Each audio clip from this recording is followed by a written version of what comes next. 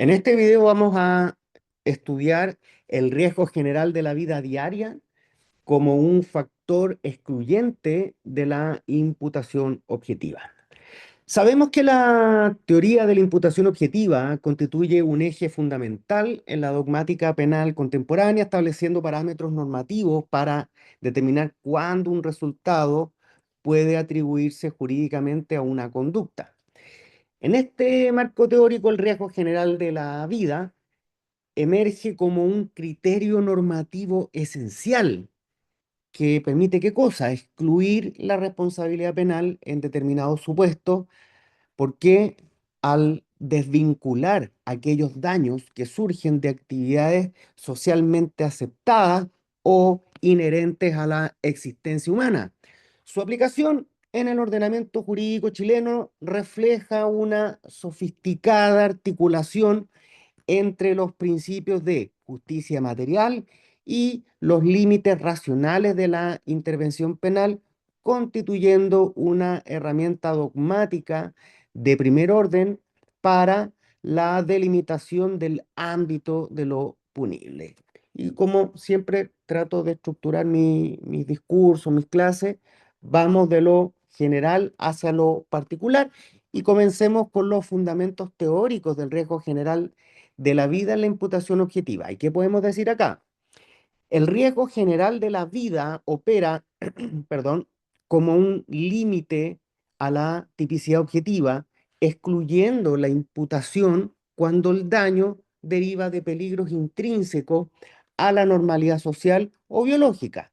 Este concepto, desarrollado inicialmente en la dogmática alemana y posteriormente incorporado al sistema chileno, se sustenta en dos premisas fundamentales. La primera, lo que podemos denominar como la inherencia social. ¿Qué significa esto? Determinadas actividades como el transporte, las prácticas deportivas o los procesos de industrialización generan riesgos inherentes que, pese a su potencial lesivo, son tolerados por el ordenamiento jurídico en virtud de su utilidad colectiva. Y la segunda premisa se refiere a la ausencia de creación de un peligro no permitido. ¿Qué significa esto? Significa que si el resultado lesivo se produce dentro de los márgenes del riesgo previsible y socialmente aceptado, no existe un incremento ilícito del peligro que justifique la reprochabilidad penal. La doctrina chilena ha reconocido que este principio opera como un filtro previo al análisis de la creación de un riesgo jurídicamente desaprobado. Como dice el profesor Héctor Hernández Basualto, no puede haber imputación objetiva cuando el resultado se produce en el marco de riesgos consustanciales a la vida moderna que todos asumimos como parte de nuestra existencia social. Un ejemplo paradigmático se presenta cuando un conductor, respetando escrupulosamente las normas de tránsito, sufre un accidente debido a condiciones climáticas imprevistas. En tal supuesto, el daño resultante se atribuye al riesgo general inherente a la actividad del transporte, no constituyendo una acción penalmente relevante. Avanzando con el discurso. Ahora tratemos de explicar la diferenciación sistemática entre el concepto de riesgo permitido y riesgo general de la vida. Aunque ambos conceptos funcionan como criterios excluyentes de responsabilidad penal, su alcance y fundamento difieren de manera significativa. Y para esto vamos a hacer un paralelo en base o con base, como dicen en Colombia, a tres criterios. Primero, cuál es su fundamento jurídico a propósito de su naturaleza normativa, y para cada caso vamos a dar un ejemplo. Entonces, perdón, ¿cuál es el, el fundamento jurídico del riesgo permitido? La respuesta es que se trata de actividades socialmente útiles, pero intrínsecamente peligrosas. Por ejemplo, una intervención quirúrgica. ¿Y cuál es el fundamento jurídico del riesgo general de la vida? La respuesta es que se refiere a riesgos cotidianos que son inherentes a la existencia. Por ejemplo, un terremoto en Chile, por ejemplo, un fenómeno meteorológico. Vamos al segundo criterio. ¿Cuál es la naturaleza permitida, perdón, la naturaleza normativa del riesgo permitido y cuál es la naturaleza normativa del riesgo general de la vida? La naturaleza normativa del riesgo permitido consiste en una autorización normativa, ya sea expresa o tácita, basada en una ponderación de intereses. ¿Y cuál es la naturaleza normativa del riesgo general de la vida? La respuesta es que se trata de una ausencia de creación de un peligro adicional al que ya existía en el contexto social que nos encontremos analizando. Y vamos con un ejemplo. ¿Cuál puede ser un ejemplo de riesgo permitido? La práctica médica realizada conforme a la lex artis y con un consentimiento informado. Y un ejemplo de riesgo general de la vida, la muerte por impacto de un rayo durante una actividad recreativa al aire libre. Sabemos que es poco usual, poco frecuente, pero se me ocurrió dar este ejemplo porque salen los manuales y también viéndolo en redes sociales, vi, parece que fue en Instagram, no recuerdo, cómo le caía un rayo cerca, porque si le cae a la persona lo mata, cómo le caía un rayo a una persona. Bueno, el riesgo permitido implica entonces una ponderación deliberada de intereses contrapuestos que es el beneficio social versus el potencial lesivo, mientras que el riesgo general alude a peligros que no resultan jurídicamente imputables precisamente debido a su cotidianeidad e inevitabilidad dentro del contexto social. ¿Bien? Porque es cotidiano o porque es inevitable. Y que de hecho la jurisprudencia en Chile, la Corte Suprema ha reconocido esta división y podemos citar una sentencia que dice, mientras el riesgo permitido presupone una autorización normativa para desarrollar actividades peligrosas bajo determinados parámetros, el riesgo general de la vida constituye un límite previo a la propia creación del riesgo jurídicamente desaprobado. Y dicho esto, cómo se aplican estos criterios en la jurisprudencia en Chile? La jurisprudencia ha integrado progresivamente estos criterios normativos para evitar la sobreimputación en el ámbito penal. Y a partir del análisis de los pronunciamientos de la Corte Suprema y de algunas cortes de apelaciones, podemos identificar básicamente dos líneas argumentativas que son las predominantes. En primer lugar, lo que vamos a denominar como la exclusión por falta de incremento de riesgo. ¿Qué significa esto? Que en numerosos casos donde la conducta de la gente no supera el nivel de peligro inherente a la situación, por ejemplo, un profesor que organiza una excursión escolar adoptando todas las medidas de seguridad razonables y un estudiante sufre un accidente por causas naturales imprevisibles. No sé, se me ocurre un derrumbe. Bien. Aquí los tribunales han negado la imputación objetiva, aplicando explícita o implícitamente el criterio del riesgo general de la vida. Y la segunda línea argumentativa se refiere a la limitación del principio de causalidad natural.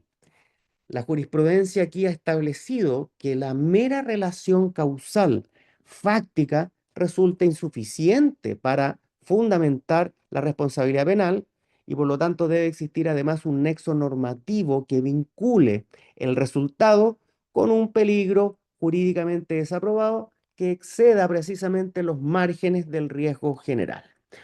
Un pronunciamiento paradigmático de la Corte Suprema establece que no basta que la acción coayude causalmente al resultado. Debe crearse un riesgo no cubierto por el ámbito ordinario de la vida social.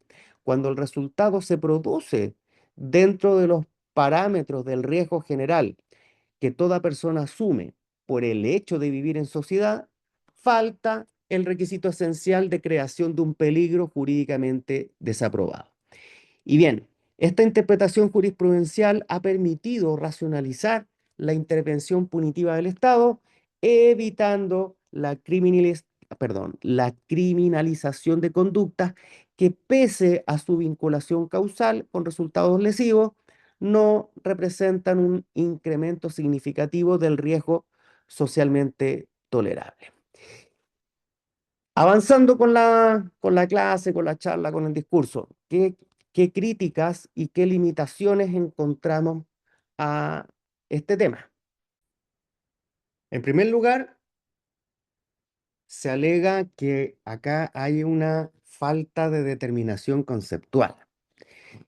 ¿Qué dicen algunos autores? Que la dificultad para establecer parámetros objetivos que definan qué constituye un riesgo general de la vida en sociedades que son tecnológicamente avanzadas y en constante transformación, resulta, dicen, paradigmático establecer qué actividades o situaciones pueden considerarse parte del denominado riesgo general. Por ejemplo, se hacen la siguiente pregunta: ¿hasta qué punto el uso intensivo de redes sociales, la conducción parcialmente automatizada o la exposición a determinados contaminantes ambientales constituyen riesgos generales que excluyan la imputación? Segunda crítica, lo que se conoce como el relativismo cultural. Dicen que la variabilidad de lo que considera o de lo que se considera un riesgo aceptable según contextos culturales diferentes, significa que lo que en determinadas sociedades puede considerarse un riesgo normal, en otras puede percibirse como un peligro extraordinario que requiere especial protección jurídica. Tercera crítica. Dicen, nos encontramos frente a un potencial discriminatorio. ¿Por qué?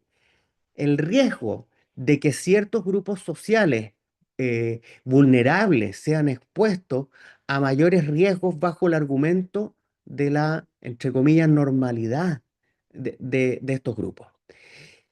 ¿Qué se dice? Que la aplicación acrítica del criterio podría legitimar la exposición desigual a peligros que afectan de manera desproporcionada a determinados colectivos. Cuarta crítica, la interacción con la culpa. Un sector relevante de la doctrina chilena cuestiona si la exclusión por riesgo general debería analizarse en sede de tipicidad objetiva o en el ámbito de la antijuridicidad, dada su estrecha relación con los estándares sociales de cuidado exigible. Autores como Alex Van Wessel han planteado la necesidad de analizar este criterio en conexión con los deberes de cuidado que son propios de los delitos imprudentes.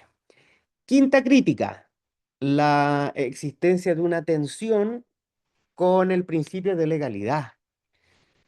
Se sostiene que la aplicación jurisprudencial de este criterio, sin un reconocimiento legal explícito, ha generado cuestionamientos desde la perspectiva del principio de legalidad, aunque podemos señalar que la doctrina mayoritaria lo considera como una concreción legítima de los principios generales del derecho penal. ¿Y por qué?